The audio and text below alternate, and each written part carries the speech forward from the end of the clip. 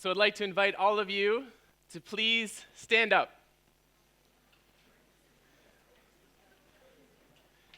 Now that you're standing, stretch out, put your hands in the air, say hello to your neighbor.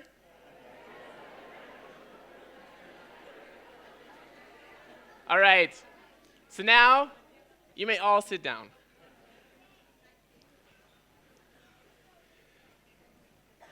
So you have all just made the human experience of freedom. Some of you chose to stay seated freely. Great. Some of you chose to stand up and greet your neighbor. Great. Human freedom. I'm passionate about human freedom. In a small town in Nova Scotia, Canada, there's a tombstone. And on that tombstone is my name.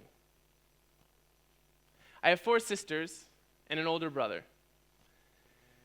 Now, my older brother was born with a heart condition. His heart wasn't fully developed. After a few months of surgeries and struggle, his little heart couldn't hold on to this earth any longer, and he moved on to eternity. His life was so short. And yet his life had a huge impact on mine. His life had a huge impact on my entire family. For us, he's like a little angel in heaven interceding for us. And yet his life was so short. Now, when I was 13, I had a series of experiences that led me to 3 realizations. One was that, yes, like my brother, and my name is on his tombstone because we have the same name, Kramer. My parents named me after him. So from a young age, I was aware of the reality that one day I too would die. So I realized that, yes, my life would be short. And I also came to realize that everybody that's on this planet, everybody that's been on this planet in the past, and everybody that's going to be on this planet in the future is longing for something. All of us are longing for happiness. We want to be happy. And my third realization, which was also a calling, was if my life is going to be so short, and if everybody that's on this planet is longing for happiness, then I felt called to spend my life helping others experience happiness. And this experience, these realizations, were also an experience of extreme freedom. I felt that I was free to choose to either help others experience happiness or not to. And when I said yes to helping others experience happiness, I felt a whole nother degree of freedom. I experienced that all that I was, my whole being, my whole person, all of my thoughts, all of my desires were being channeled in a direction. Were being channeled to help others be happy. Was being channeled to help others live in the light.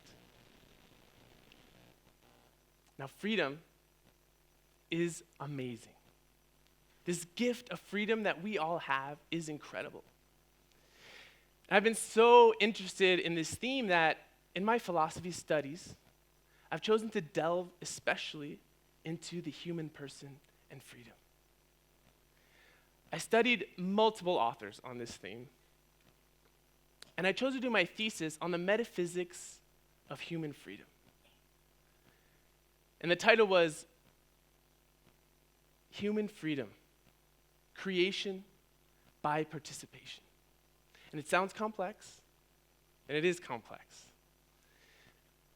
But what I realized was that so many philosophers have been giving their explanations of freedom, and at first it can be a bit of an experience of fear. There's so many different opinions. But for me, it was an experience of, yes, we're trying to understand the experience that we have of freedom. And so I delved especially into Aristotle and Aquinas and Cornelio Fabro and Cristiano Ferraro. And I want to share with you this evening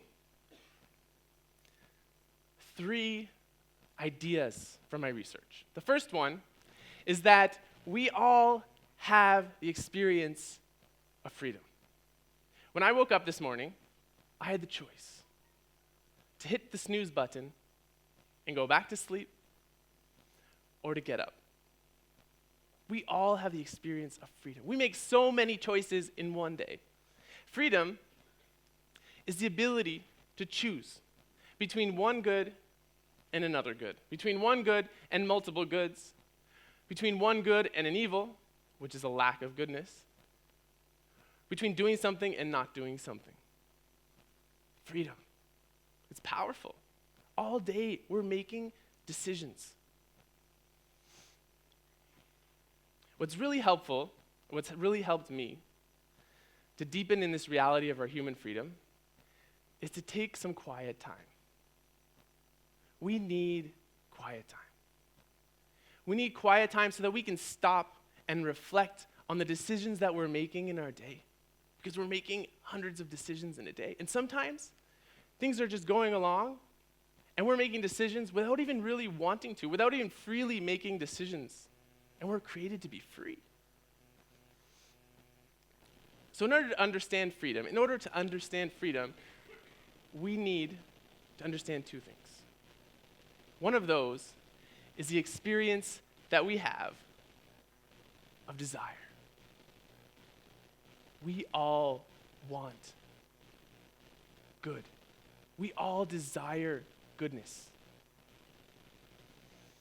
When I wake up, when I'm fully awake, which usually is until after I've had some coffee. Who here agrees?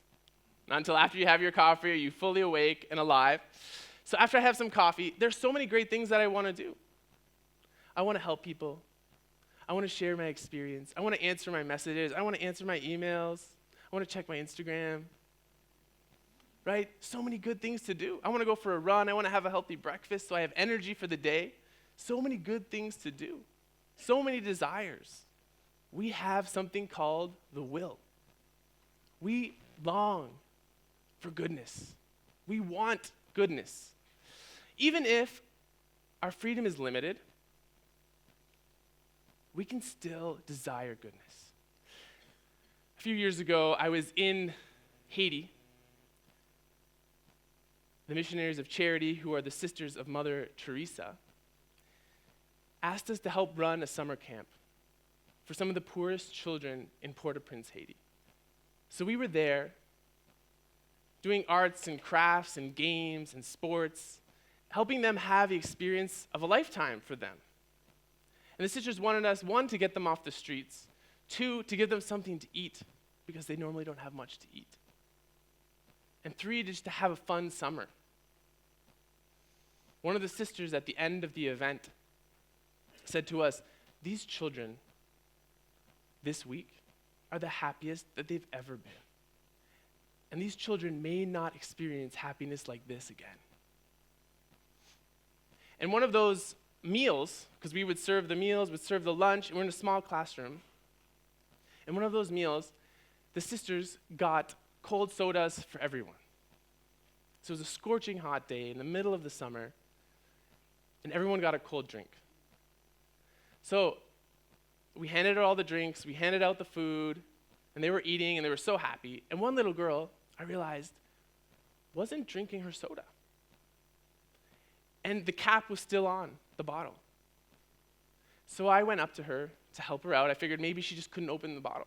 I went up to her, and she turned to me, and she looked at me with her big eyes, and she said, Mommy, Mommy. She was saving her cold soda for her mother. This little girl had nothing. And yet when she had nothing, her freedom seems to have been so limited, and yet she chose freely to love. freedom is extremely powerful. Now, we all desire goodness. We all want to be happy. When we experience goodness, we're happy. We all want to be happy. We all long for happiness. And in my experience, I'm most happy when I love and when I'm loved. This is why my favorite phrase in the Bible is God is love. And I think that love is like a fire. And the closer we are to the fire, the more we experience goodness, the more we experience love, the warmer we grow. And the warmer we're able to share with everyone. This is goodness. And goodness is contagious. Goodness, it's a philosophical principle. It naturally expands itself. It naturally just shares itself. And I'm not a morning person. And even as a kid, I wasn't really a morning person. But my mom would sometimes wake us up singing. And her joy and enthusiasm in the morning would liven my spirits. Goodness expands itself. It shares itself. It just naturally does that. And so, if we have all of these desires, if we want so many good things, if we tend towards goodness, if we have this thing called the will that we want what's good, how do we channel all of that to use it so that we freely take advantage of all these desires that we have? And I have one tip for you. On top of taking quiet time, get a new notebook. And open to the front of your notebook, the first page, and start writing down all of your desires. What is in your heart? And don't be afraid of your desires. Write them down, little by little. 20 minutes, 30 minutes, maybe a little time every day for a week. Write them down. What are your desires? What's in your heart? What do you long for? And don't be afraid. And sometimes we don't have good desires. Don't be afraid. Write those down too. Face the reality of your desires, because you want to take advantage of your desires to be truly free. Now, once you have your desires written down, then what do we do with them? How do we take advantage of our desires to be truly free? This leads us to the third point. We all experience knowledge. We all long to know. Aristotle starts out his metaphysics saying, all human beings desire to know. We want to know. We want to understand. We want to know reality. We want to understand the world around us, the beautiful creation that surrounds us. We want to understand the people that are around us. We want to understand ourselves. We long to know. And this knowing, this understanding reality, this experience of the truth, this gift that we have called our intelligence, our intellect, can help guide all of our desires to do good and to do more good and to live in the light. So I have another tip for you. Yes, take some quiet time. Get a new notebook, write down all of your desires, turn to the back of the notebook, and start writing down something else. Start writing down your life plan. What is your life plan? Because we only have one life. What is your life plan? It doesn't have to be perfect. It doesn't have to be impeccable. But you have to have a plan. You have to be heading in a direction. We only have one life. What's your life plan? What's your 5-year plan? What's your 1-year plan? What's your monthly plan? What's your weekly plan? What's your daily plan? And I've found personally that taking time to write this out, we do it for business, we do it for work, right? We do it to make money. Why don't we use it for our own lives? And I found that when I do it, I am more free. I live more fully in the present moment. I find that I love more in the present moment, those around me. That I am more alive in the present moment. That I am more free, that I am more me. So, if you've taken quiet time, if you've written down your desires, and if you've written down your life plan, which are my 3 tips for you this evening, there's something else that's really important. Now, the other day, I was in a small chapel in my house, and the power went out, and it went completely dark, and I couldn't see anything. Sometimes in our lives, we experience darkness. Sometimes we don't know what we want. Sometimes we don't have much desire for anything. Sometimes our desires aren't good.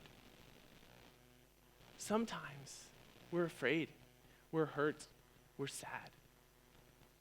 In my experience, and I've had many moments of darkness, darkness is an opportunity to grow. Darkness is an opportunity to grow because we can rekindle our desire for light, our desire for goodness, our desire for truth, our desire for happiness, our desire for love, our desire for light. And I was there in the chapel, and it was completely dark, and I couldn't see anything. And somebody managed to turn the power on.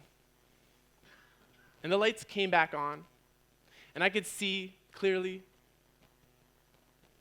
Now, I think that darkness is also an opportunity to realize that we need others. We need help. Somebody else turned on the power, and then I could see. We need others. We need the help from others. In order to really long for the good, in order to live in goodness, in order to live in the truth, in order to be truly free, in order to live in the light, we need others. Together, we can live more fully in the light. Now, yes, in Nova Scotia, Canada, there's a tombstone with my name on it. But that's my brother's tombstone. One day, I will have my own tombstone. One day, you will all have your own tombstone. In this one life that you have, this gift of life that you have all received, that we have all received, how will we use our freedom? How will we use our freedom to do good? To live in the truth, to help others be happy? How will we use our freedom to love? How will you use your freedom to live in the light? Thank you.